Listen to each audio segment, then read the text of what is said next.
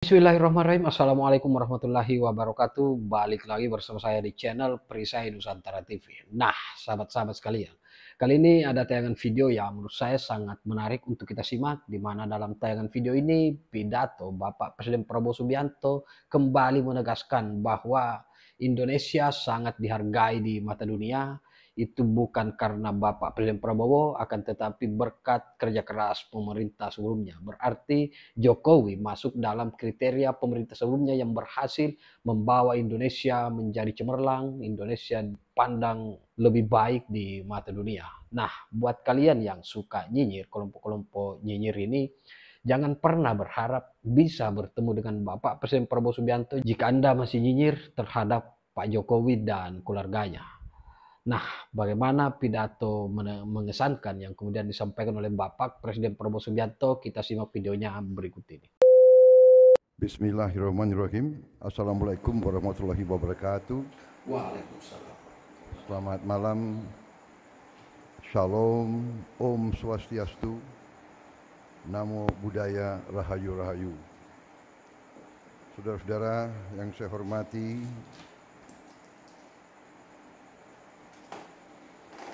Ketua Majelis Permusyawaratan Rakyat Republik Indonesia, Saudara Ahmad Muzani, Ketua Dewan Perwakilan Daerah Republik Indonesia, Saudara Sultan Najamuddin, Ketua Mahkamah Agung Republik Indonesia, Profesor Dr.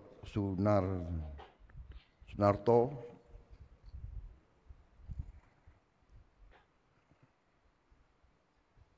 para Menteri Koordinator, para Menteri, Ketua Dewan Ekonomi Nasional, para Wakil Menteri Kabinet Merah Putih yang hadir, yang saya hormati, Gubernur Bank Indonesia, Bapak Peri Warjio, beserta seluruh jajaran Bank Indonesia yang saya hormati dan saya banggakan, para gubernur dan pejabat gubernur provinsi yang hadir, yang saya hormati dan saya banggakan, para pelaku industri keuangan, pelaku ekonomi, serta tamu undangan yang hadir, yang saya hormati dan saya banggakan. Terima kasih atas undangan, yang juga para duta besar yang hadir, negara-negara sahabat, Your Excellency, ambassadors from friendly countries. I see our good brother from the United Arab Emirates. I just came from Abu Dhabi. Thank you very much. Saudara-saudara sekalian, terima kasih atas undangan ini. Saya diundang walaupun secara mendadak. Memang kita harus siap didadak setiap saat. Kehormatan besar saya diminta bicara di rapat tahunan Bank Indonesia, dan saya sangat senang, sangat gembira dengan tema yang diangkat, yaitu sinergi, ya.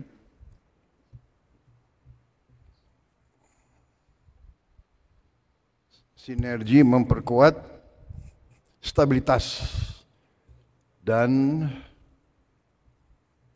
transformasi nasional. Saya kira ini sangat tepat. Hadir juga Panglima TNI. Minta maaf karena pakaian preman kelihatan kayak bankir.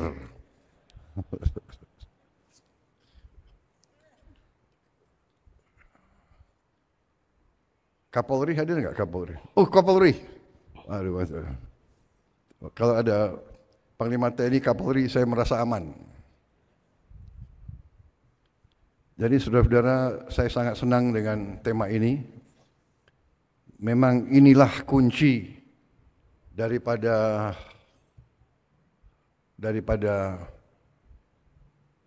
kebangkitan suatu bangsa, ya, sinergi, kolaborasi, kerjasama, persatuan, kerukunan. Ini adalah rumus keberhasilan suatu bangsa. Ini adalah hasil dari sejarah. Hanya negara yang elitnya bisa rukun dan bersatu, yang elitnya bisa kerjasama, negara itu akan bangkit.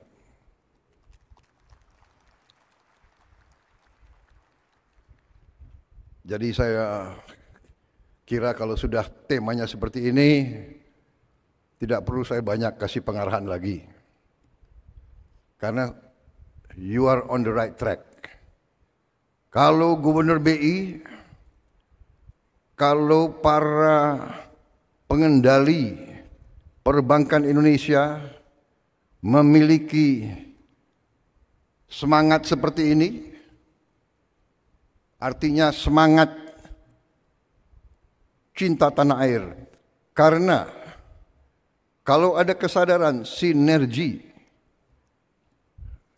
dan ada pemahaman bahwa stabilitas yang akan memungkinkan transformasi suatu bangsa, berarti kita berada dalam kondisi yang kuat. Karena apa? Karena memang bangsa kita, negara kita, Indonesia, memang diberi suatu karunia. Saya ulangi, bukan satu, diberi karunia yang terus menerus, yang luar biasa. Saya baru saja pulang dari suatu lawatan cukup lama dan cukup intensif. 16 hari, kalau dipotong perjalanan bisa dikatakan total perjalanan ya mungkin 48 jam lebih. Dan saya hadir untuk pertama kali dalam KTT APEC, menemui pelaku-pelaku ekonomi, pemimpin-pemimpin ekonomi Asia Pasifik, tapi hadir juga banyak undangan dari tempat lain, hadir juga pelaku-pelaku ekonomi dari kawasan lain, kemudian di G20, tapi hadir juga selain negara G20, begitu banyak negara-negara lain.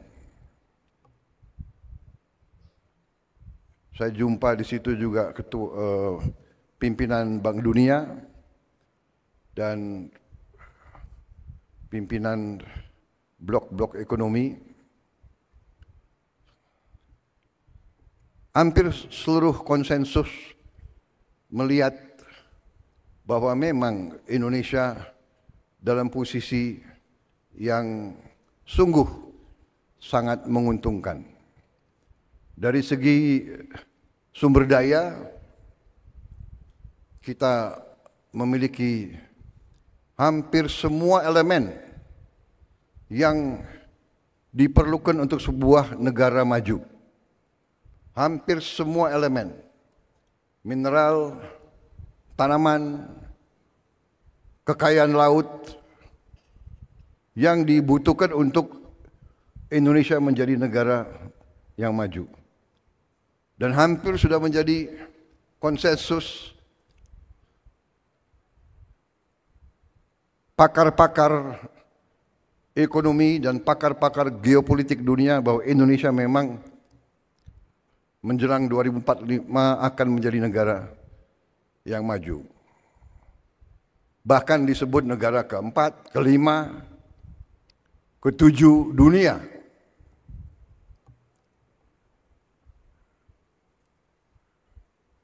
Kita faham kekayaan kita. Kita faham. Kita mengerti. Tapi banyak di antara kita yang sesungguhnya tidak menyadari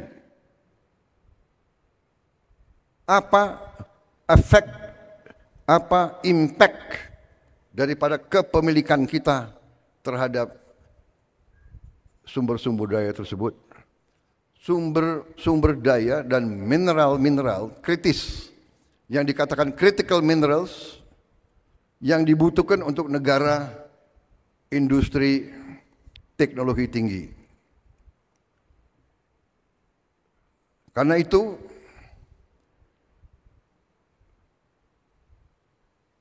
pelaku-pelaku perbankan, terutama mereka-mereka yang bertanggung jawab atas kebijakan umum, atas regulasi dari pihak pemerintah, dari pihak otoritas keuangan, memainkan peran yang sangat penting. Dan untuk itu saya ucapkan terima kasih kepada Gubernur Bank Indonesia, jajaran Bank Indonesia, jajaran otoritas keuangan, dan semua pengambil keputusan, semua yang bertanggung jawab atas perumusan dan pengendalian ekonomi Indonesia. Termasuk menteri-menteri dan menko-menko saya, termasuk tokoh-tokoh pemerintahan, tidak hanya masa sekarang, tapi masa-masa yang lewat. Kita berada di posisi ini karena keberhasilan pendahulu-pendahulu kita. Saudara-saudara sekalian, setiap saya keliling Indonesia disegani. Jadi saya memang menikmati mungkin usaha kerja keras pemerintah-pemerintah yang sebelumnya. Karena saya hadir di KTT tersebut kurang 1 bulan berkuasa. Kurang 1 bulan menjabat, saya sudah dihormati. Bukan Prabowo yang dihormati, Indonesia yang dihormati. Dan dalam forum ekonomi tersebut, kenapa Indonesia dihormati? Indonesia dihormati karena ekonomi Indonesia dianggap berhasil dengan sangat cemerlang.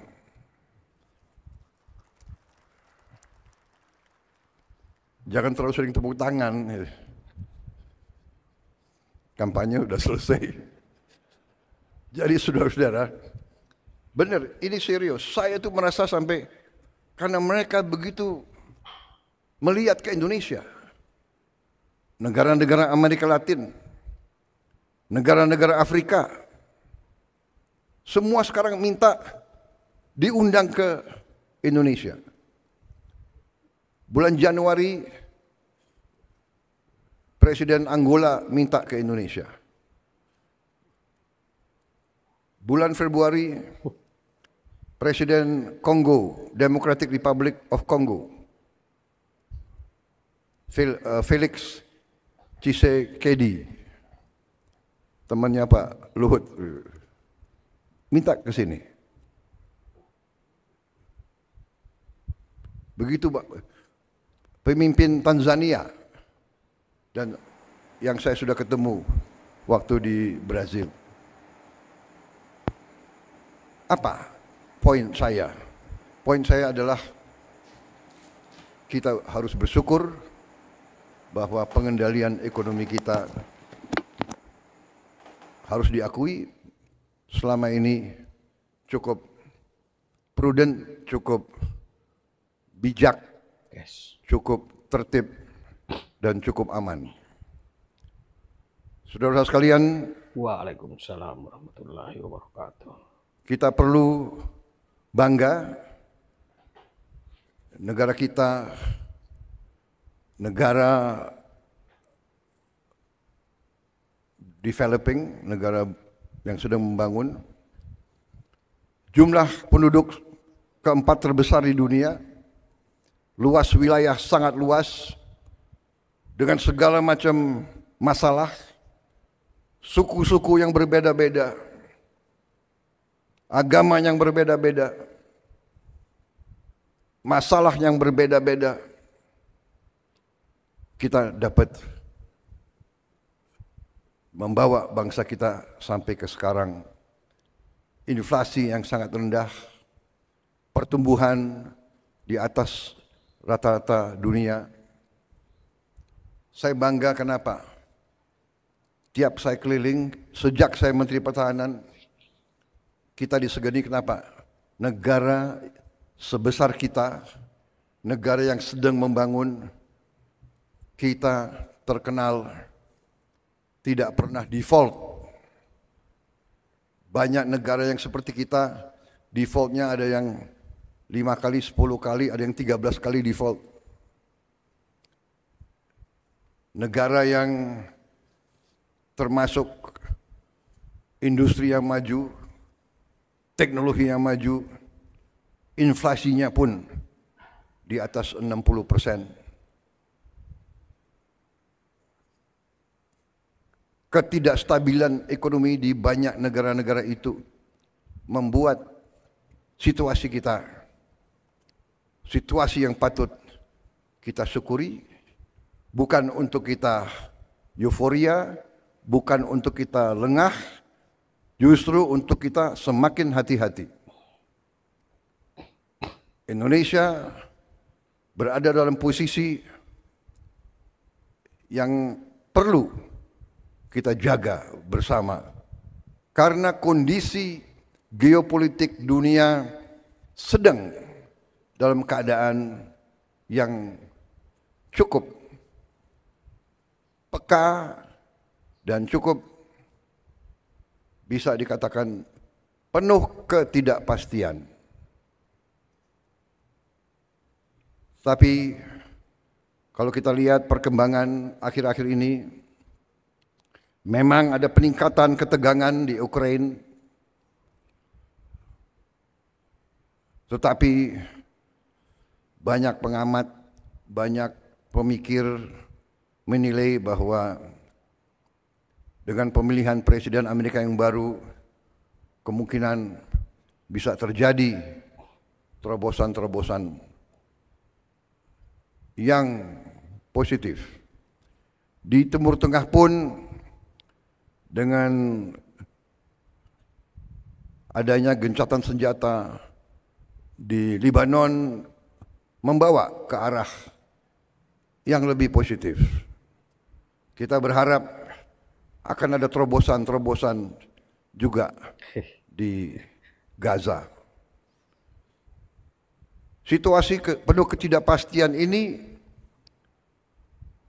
mengharuskan kita untuk selalu waspada, selalu hati-hati. Tapi saya bersyukur bahwa suasana secara garis besar di Republik Indonesia ini cukup tenang dan cukup kondusif. Baru saja kita selesai pilkada kabupaten dan provinsi di seluruh Indonesia, puluhan provinsi, ratusan kabupaten kota. Syukur alhamdulillah berjalan dengan tenang, dengan damai. Untuk itu juga saya ucapkan terima kasih kepada semua pihak yang telah bekerja keras. Dan ini menandakan terjadi suatu kematangan, terjadi suatu proses pendewasaan dalam bermasyarakat, bernegara, berpolitik. bahwa pergantian politik, pergantian kepala daerah itu menjadi hal yang biasa. Bahwa kita bisa ganti pemimpin dengan damai melalui kotak suara. Walaupun mungkin kita belum puas, harus kita perbaiki. Benar. Tetapi terjadi menurut pendapat saya dan keyakinan saya suatu proses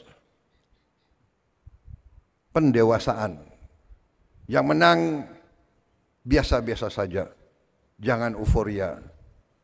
Yang kalah biasa-biasa saja.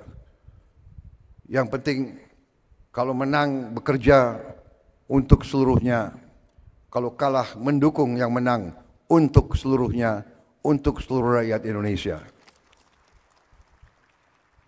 Saya kira itu pesan yang ingin saya sampaikan kepada masyarakat keuangan. Anda memainkan peran yang penting. Anda mengelola uang rakyat Indonesia. Kita harus jaga uang rakyat. Kita harus bijak. Kita harus bertanggung jawab. Karena ini adalah darah dan keringat rakyat Indonesia. Darah dan keringat ratusan juta rakyat Indonesia yang bekerja sangat keras. Dan kita di ibu kota ini sekarang, di tempat yang baik ini sekarang, kita adalah penerima amanah. Kita adalah penerima mandat semua. Kami di bidang politik adalah penerima mandat politik. Saudara-saudara di lembaga-lembaga keuangan adalah penerima mandat perekonomian. Saudara-saudara memegang kekayaan rakyat Indonesia. Saudara-saudara diberi kepercayaan, trust, credibility, itu adalah di pundak saudara-saudara. Tugas dan tanggung jawab saudara tidak ringan. Saudara-saudara sekalian, keuangan adalah bagian yang sangat vital daripada kedaulatan dan kemerdekaan suatu bangsa. Saya ingat ada seorang pemimpin politik yang pernah mengatakan, kalau Anda mau menghancurkan suatu negara, hancurkanlah pertama mata uangnya. Jadi, saudara-saudara, Gubernur BI, Menteri Keuangan, Ketua OJK, semua pelaku keuangan, tugas dan tanggung jawab saudara tidak ringan. Kalau pakai ilmu tentara, mungkin saudara-saudara adalah jenderal-jenderal bintang 4. Kedaulatan dan kemerdekaan bangsa Indonesia, saudara berada di garis paling depan. Saya ingat itu, dan itu memang kita waspadai. Saudara-saudara sekalian, fundamental kita kuat. Sumber-sumber daya kita kuat. Kekayaan kita kuat. kekayaan kita banyak. Masalahnya bagi bangsa yang kekayaannya banyak, elitnya suka lengah. Itu dikatakan ya, the curse of a resource-rich nation. Ada curse. A resource-rich nation sometimes cannot take care and protect their resources. Kemudian terjadi sikap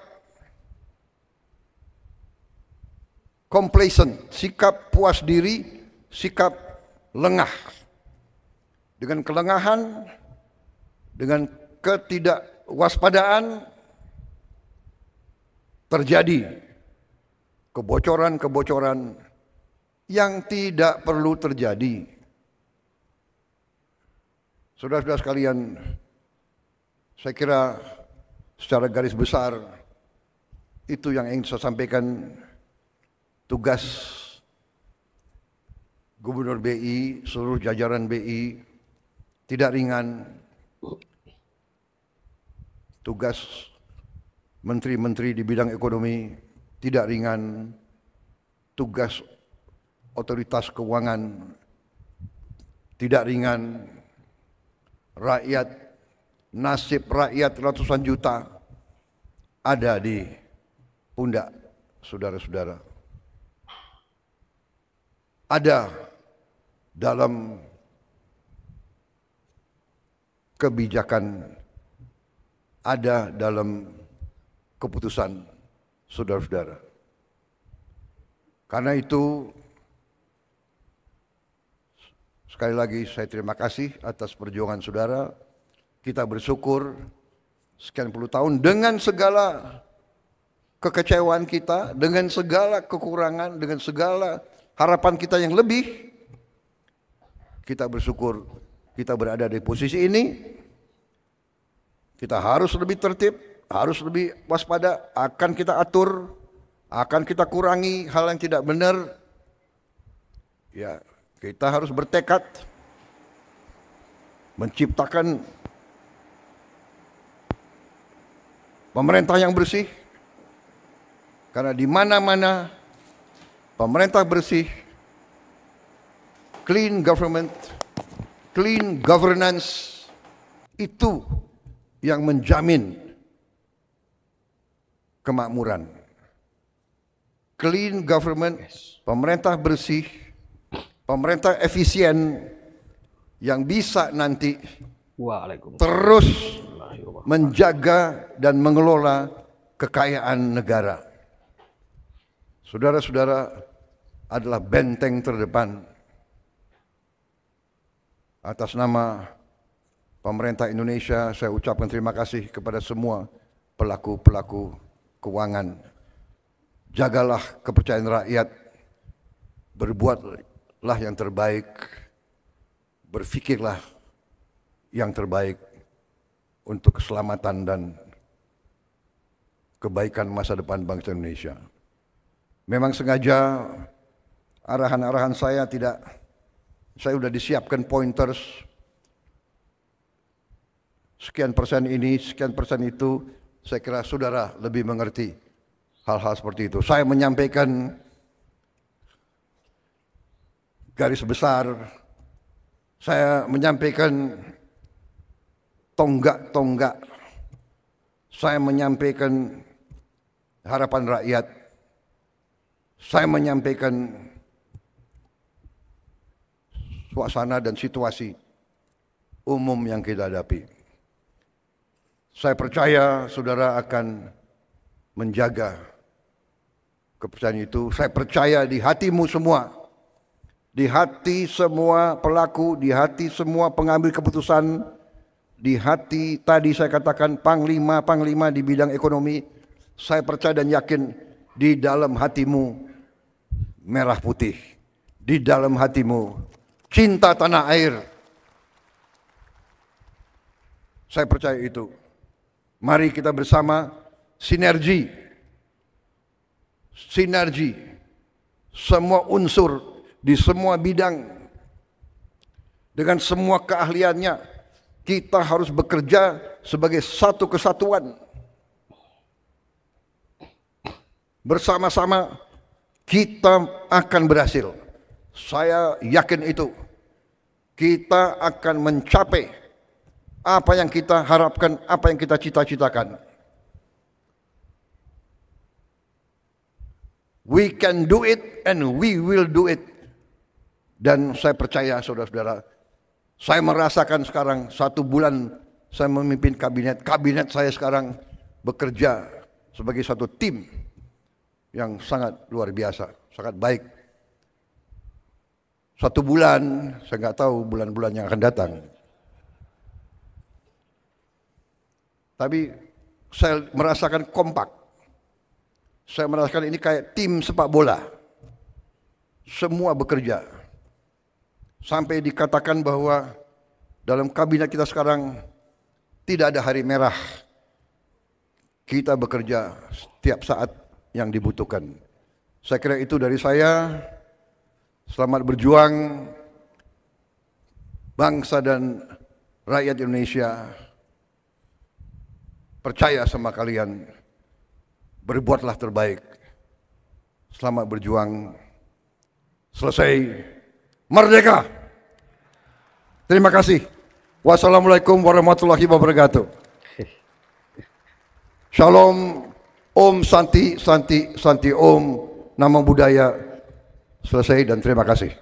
Nah, sahabat-sahabat sekalian, saya kira cukup jelas bahwa hampir di setiap pidatonya Bapak Presiden Prabowo Subianto selalu menegaskan untuk kemudian menghargai para pendahulu kita, dan bahkan beliau menyampaikan bahwa belum 1 bulan beliau menjabat, beliau sudah dihargai di mata dunia.